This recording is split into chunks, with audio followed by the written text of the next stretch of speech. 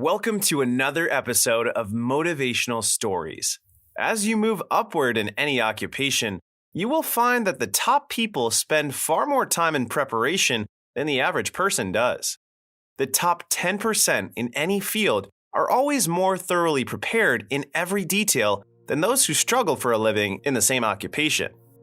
The only way you can take advantage of the opportunities is by preparing for them beforehand.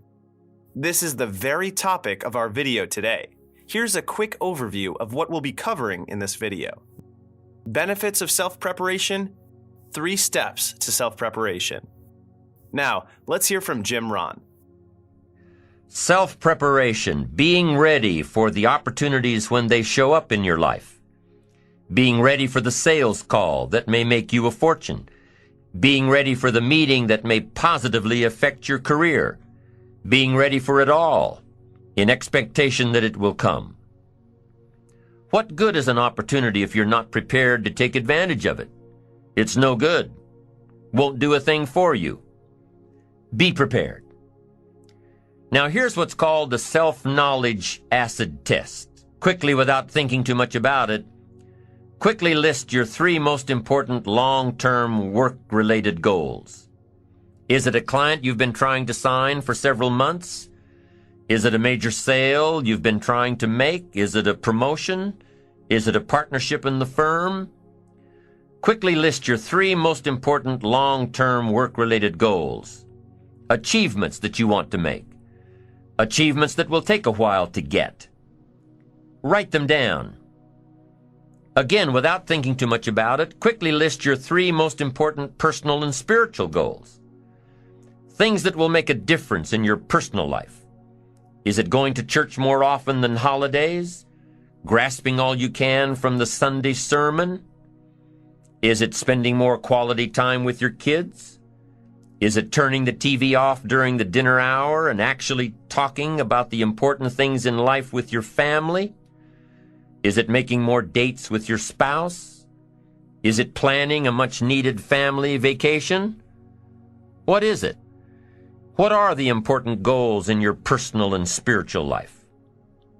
Is one of them making a conscious effort to exercise more, to eat better, to lose some weight, to get in shape?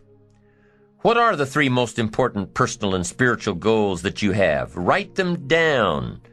Doesn't matter what they are, just write them down. Now, take some time to really visualize what the achievement of these goals would look like. What does your future hold for you if you landed that big client?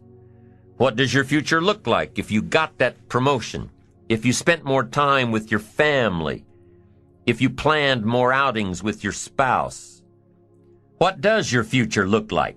Really spend some time on this now. It's important stuff.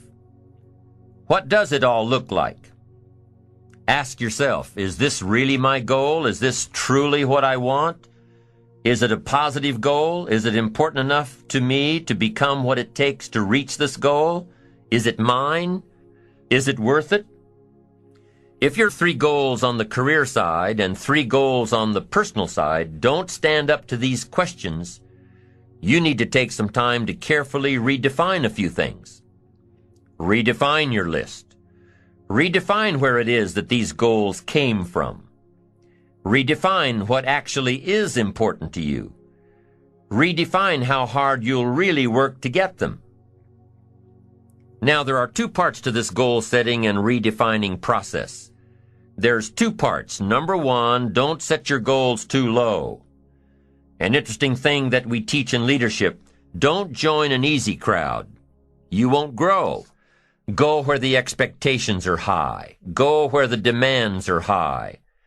Go where the pressure is on to perform, to grow, to change, to develop, to read, to study, to develop skills. Now here's the second part on setting goals. Number 1 is don't set your goals too low. Number 2 is don't compromise. Don't sell out. There were some things I went for back in those early years that I paid too big a price for. If I'd known back then how much it was going to cost me, I never would have gone for them. But I didn't know. Don't sell out. While describing the things you want in your professional and personal life, it's always a good idea to do an analysis of your current situation. For example, if your goal is to be financially independent, state your current financial situation clearly. Write to the exact penny the amount you have. The second step is to describe with clarity where you want to be in the future.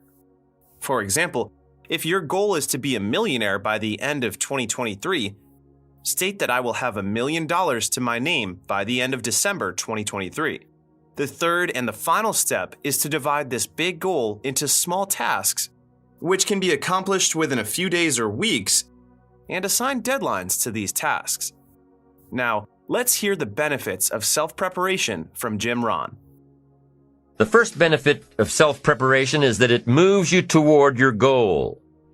You've already got it in mind. You know where you want to go. You're getting ready for it. You're doing all the things you're supposed to do. And by getting ready to achieve your goals, you're moving closer to your goals. That's how it works. The second major benefit to self-preparation is that it refuels your ambition. Your activity refuels your ambition. The things that you are doing today are getting you ready for tomorrow. It's exciting. You know that you're getting closer every day. Ambition must be kept alive, be kept active, must continue to move forward. Otherwise, you're just daydreaming. You must keep active, keep moving forward so your ambition can fuel you, motivate you, get you where you want to be. Self-preparation. The benefits are, number one, it moves you toward your goals, and number two, it refuels your ambition. Be prepared. Get ready.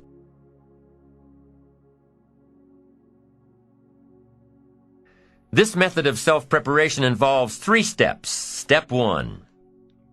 Carefully consider where the next opportunity for reaching your goal will originate.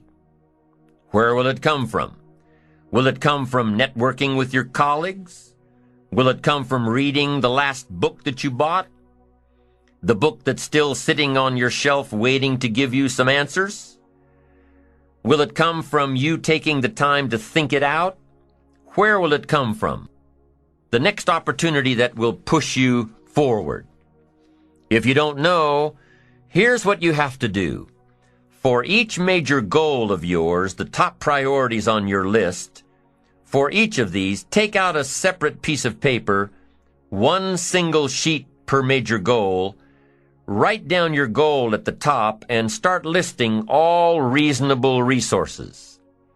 Write down every possible place that you could find the opportunity to achieve this goal. And with each resource, classify them.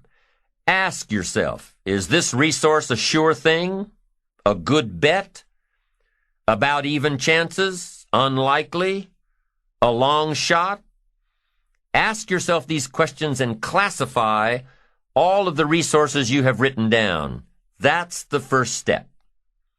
The second step in this method of self-preparation is to make sure you know what you need to do to be prepared for your opportunities. Take your sure things first. Figure out what you need to do to be prepared when they happen. Break down your preparation into concrete steps. Make sure that you know exactly what you have to do to take advantage of the opportunity when it comes your way. Let's say that one of the top priorities on your career list of goals is to get this new client. Let's take it one step further to say that on your resource list for this goal is to have a lunch meeting with a friend who just happens to be the mentor of the client you're going after. Is this friend of yours a sure bet on your resource list? Well, let's say he is. I mean, you know this guy is a tremendous consulting source for the client you want. The client you want really listens to the opinions and advice of your friend. So you're getting ready to have lunch with your friend. What do? You've got to make sure that you're up on all the knowledge and the industry data that will impress your friend. Make him realize that he knows someone who could benefit from your knowledge and your vitality and your spirit and your experience. Impress him. Impress him so much that he goes back to his friend, the client you're after, and tells this prospective client of yours that he needs to do business with you. Go through your entire list of goals and resources and classify them. Break each resource into concrete steps of preparation. Start by working on the sure bets first, and then move down the line. The long shots will come through every so often, but start with the resources that will serve you best now. Get ready for the opportunities before they come your way. Step 3 in the self-preparation method is to do all you can to make each opportunity more likely to happen. After you've determined what you have to do to get ready to be prepared, after you've determined this, see what you can do to expedite the process. What can you do to increase the likelihood of this opportunity? Go over it and over it and over it. While you are working to make the opportunities more likely, you must also think about the obstacles that you may have to face. Make a list of the obstacles, both external and internal. You might conclude that the obstacles in pursuit of your goals are mostly internal, like lack of confidence, lack of discipline, or fear of failure. So be honest with yourself and list down all the obstacles and work on yourself to reduce or avoid those. The second point is to practice what is called the worst possible outcome thinking. To do this, ask yourself what is the worst possible thing that could happen while you are working on your goal. Continually ask yourself what are the worst possible things that could happen and then guard against them. The mark of the superior thinker is that he or she assumes that the worst will happen and makes provisions against it. Napoleon was once asked if he believed in luck. He replied, "Yes, I do. I believe in bad luck, and I believe that I will always have it, and I plan accordingly." Remember the old 6P formula? Proper prior planning prevents poor performance. So make sure that you are always prepared and never forget to think about the worst case scenarios. Use these 3 methods again and again as you assess where you are now and where you have to go next to keep moving toward the achievements that are most important to you. Step 1, consider your resources. Step 2, determine what you have to do to get ready. Step 3, expedite the opportunities. And by the way, this method of self-preparation works wherever you are in your journey, whether you're close to your goals or whether you're just starting your journey of self-direction. This method works. Continually work on yourself in preparation of where you want to be.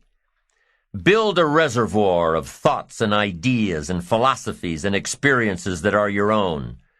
Build, grow, change, get ready, be prepared. Be prepared for a life worth living. Here's a quick summary for your notes. Self-preparation means being ready for the opportunities when they show up in your life. An opportunity is no good if you are not prepared to take advantage of it. To stay prepared, you must perform a self-knowledge asset test. Write down your 3 most important work-related goals and your 3 most important personal or spiritual goals.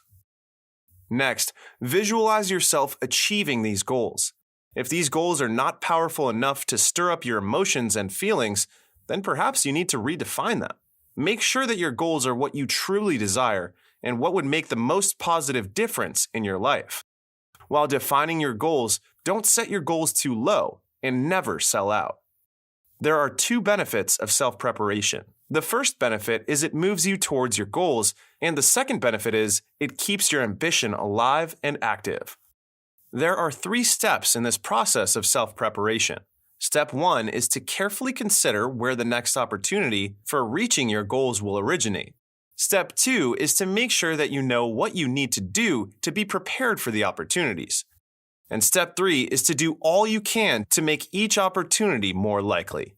If you work on this formula of self-preparation, you might not be able to grasp every opportunity that comes your way, but you would be able to grasp most of them to build a life worth living.